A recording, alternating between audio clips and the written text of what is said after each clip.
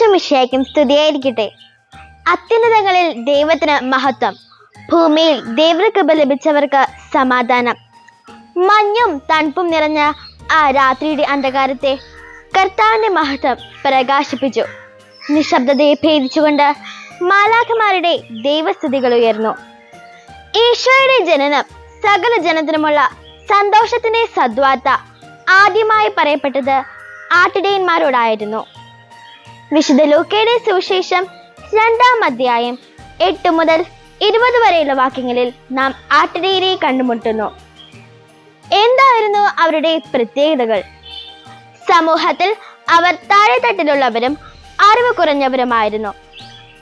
അതുകൊണ്ടാകണം സ്വന്തം ബുദ്ധിയിൽ ആശ്രയിക്കാതെ ദൈവിക വെളിപാടുകളിൽ അവർ ആഴത്തിൽ വിശ്വസിച്ചത്.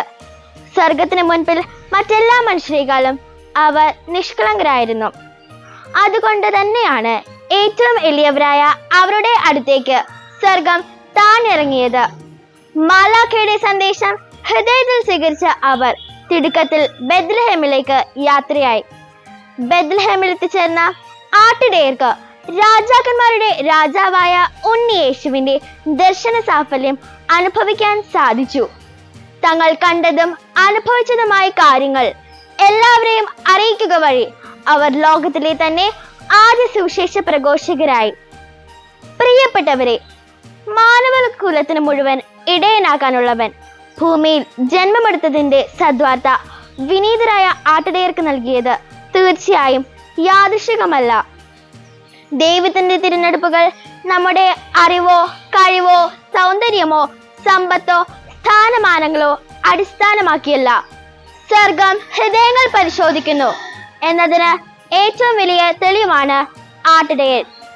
ആട്ടിടയരുടെ ഹൃദയലാളിത്യത്തോടെ വചനമാകുന്ന ഈശോയെ നമുക്ക് ഹൃദയത്തിൽ സ്വീകരിക്കാം. നാം അനുഭവിച്ചറിഞ്ഞ ഈശോയെ മറ്റുള്ളവരിലേക്ക് പകർന്നുകൊണ്ട് വിശ്വാസത്തിന് സാക്ഷ്യം വഹിക്കാം. ആടുകൾക്ക് വേണ്ടി ജീവൻ അർപ്പിക്കാനായി ജന്മമെടുത്ത ആ വലിയ ഇടയന്റെ ജനനം ആഘോഷിക്കുമ്പോൾ സമൂഹത്തിൽ ഒറ്റപ്പെട്ടു പോയവരെയും അവഗണിക്കപ്പെട്ടവരെയും ഹൃദയത്തോട് ചേർത്ത് നിർത്താം. ക്രിസ്തുമസിന്റെയും പുതുവർഷത്തിന്റെയും എല്ലാ മംഗളങ്ങളും അനുഗ്രഹങ്ങൾ നേർന്നുകൊണ്ട് നിർത്തുന്നു. നന്ദി.